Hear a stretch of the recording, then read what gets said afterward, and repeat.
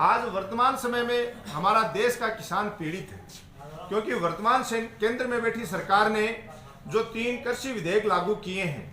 उन विधेयकों के आधार पे किसान आने वाले समय में केवल मजदूर बन के रह जाएगा। जो ये खेती है, जमीनें ये बड़ी बड़ी कंपनियों के पास चली जाएंगी। जिस तरीके से आप लोगों को सबको पता है, आसाम में चाय बागान है, वहां आज एक भी खेत मालिक नहीं है, वहां कंपनियों के पास जमीनें हैं, और जो वहां कभी किसान होते थे उनके वंशज जो हैं वहां मजदूरी करते हैं। तो कहीं इस तरीके की बात नहीं हो जाए। तो आज इस देश का किसान, आप सबको पता है, सड़कों पे इस भरी ठंड में रात रात भर जाके अलाव जला के और सड़कों पे सोया भूखा प्यासा सड़कों पे बैठा है। तो आज उसमें कई किसानों की मृत्यु भी हो चुकी है, सर्दी की वजह से, खाली पेट रहने की वजह से। तो ऐसे किसानों को भी हमने हमारी इस पंचायत समिति सभागार में श्रद्धांजलि दी है और एक विश्वास दिलाते हैं कि कहीं भी जरूरत पड़ी तो हजारों की तादाद में हम लोग भी देख रहे हैं, उचित समय का इंतजार कर रहे हैं। ज्यादातर हमारे नवयुवक साथी और आंदोलन में भाग लेने के लिए जा भी चुके हैं, और बाकी अगर बड़े लेवल पे आंदोलन ज्यादा जरूरत पड़ती है, अगर सरकार नहीं झुकती है, तो मैं विश्वास दिलाता हूं कि नवलगढ़ में भी हजारों किसान अपनी पार्टी पॉलिटिक्स से ऊपर उठ के किसान हित में और उस आंदोलन में भाग लेने जाएंगे। ये हम सबकी पूरी टीम की विचारधारा है। अब बात आती है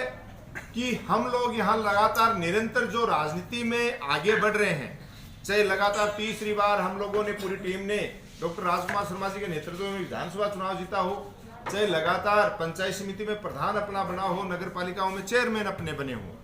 तो इसके पीछे जो मूल कारण है अपनी टीम का, देखो सरकारी योजनाएं सरकारों के हिसाब से आती हैं और उनको जनप्रतिनिधि लागू करवा देते हैं, लेकिन उन जनप्रतिनिधियों में और हमारी टीम में फर्क अलग है, क्योंकि हमारी टीम सामाजिक सरोकारों से भी जुड़ी हुई है, हर आदमी के सुख दुख में भी भाग लेती है। तो आज बरसों से पूरी टीम विश्वविद्यालय की राजनीति में, हम लोगों ने ब्लड डोनेशन कैंप की शुरुआत की थी। हम साधारण परिवारों से आते हैं तो हम लोग नशा नहीं करते, तो विश्वविद्यालय के गेट पे पूरी टीम ने, और दूध महोत्सव के रूप में आज से 25 साल पहले शुरुआत की थी। उस परंपरा को हम धीरे धीरे उस विश्वविद्यालय के गेट से पूरी टीम के साथ डॉक्टर राजकुमार जी के नेतृत्व में हम नवलगढ़ में लाए, नवलगढ़ के साथ झुंझुनू जिले में लाए, और अब इस विचारधारा को पूरे राजस्थान लेवल पे फैलाने का पूरी टीम काम कर रही है। अब आप लोगों को पता है कि पिछले कोरोना काल में ब्लड डोनेशन कैंप जो हर साल हम लोग 14 नवंबर को विधायक जी के बर्थडे पे लगाते हैं, तो कोरोना काल, पंचायत राज के चुनाव और अन्य कई कारणों से हम लोग वो आयोजित नहीं कर पाए। तो आयोजित नहीं कर पाए तो लोग बागों को तो कहने को कुछ भी मौका मिले, लेकिन जो पीड़ित व्यक्ति हैं, जो हॉस्पिटल में जाता है, तो उनको पता चलता है कि हॉस्पिटलों में ब्लड बैंकों की स्थिति ये है कि वहां अब ब्लड उपलब्ध नहीं है। वो ब्लड कहां से आए? वो ब्लड, क्योंकि हर व्यक्ति अब जयपुर जाके ब्लड दे के नहीं आ सकता, सिक्कर जाके ब्लड नहीं दे के आ सकता, और जरूरत पड़ती है ग्रामीण परिवेश में रहने वाले लोग जब जयपुर या सिक्कर इलाज के लिए चले जाते हैं तो उनके पास उनके साथ उनके परिजन भी नहीं होते हैं। जब परिजन नहीं होते तो ब्लड कहां से आए? तो इस बात पे पूरी टीम के आग्रह पे और पूरी टीम ने यह निर्णय किया, विधायक महोदय से भी ये निवेदन किया कि अब पंचायत राज के चुनाव हो चुके हैं, कोरोना का प्रभाव भी कम हो चुका है, तो क्यों ना उन ब्लड डोनेशन कैंपों को आयोजित किया जाए,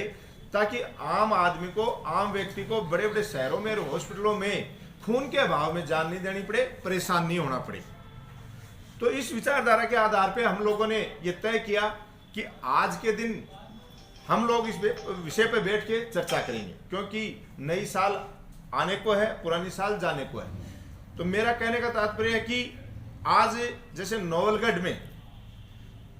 पंचायत समिति के 27 वार्ड हैं, मेरे लगभग सदस्यगण हम यहाँ उपस्थित हैं, तो मेरा सबसे एक निवेदन है कि जिसमें पूरी टीम का भी सहयोग रहे, नगरपालिका स्तर के भी लोग हमारे साथ, वाइस चेयरमैन जी बैठे हैं, काका जी बैठे हैं,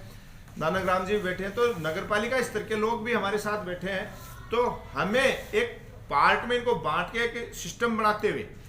और इन कार्यक्रमों का आयोजन करना है। तो उसके लिए जैसे 31 तारीख को कोशिश ये करनी है कि 5 बजे से पहले पहले, क्योंकि ठंड का समय है, कोरोना का समय है, सोशल डिस्टेंसिंग का हमें पालना करनी है। तो दूध महोत्सव, एक तो 27 पंचायत समिति के वार्ड हैं, तो सदस्यगण सुन रहे हैं आप लोग सारे कि 27 वार्डों में 27 जगह अपने सुबह 10 से लेके और शाम को 5 बजे तक अपनी अपनी सुविधा अनुसार सब लोग दूध महोत्सव का आयोजन करें और गर्म दूध पिला के और अपने सारे कार्यकर्ताओं को वहाँ इकट्ठा करें और वहाँ मीटिंग करें और सबको शपथ दिलाएं कि मैं खुद नशा नहीं करूँगा, करता हूँ तो छोड़ूंगा और कम से कम 1 साल में कम से कम 10 व्यक्तियों से नशा छुड़वाने का पूरा प्रयास करूँगा। क्योंकि नशा मुक्त समाज होगा तो निश्चित तौर पे बीमारियों से भी दूर रहेंगे और एक सभ्य समाज होगा। जो नशे में फिजूल खर्ची का पैसा जा रहा है वो परिवार के विकास पे, बच्चों के विकास पे, डेवलपमेंट में वो पैसा खर्च होगा और वो परिवार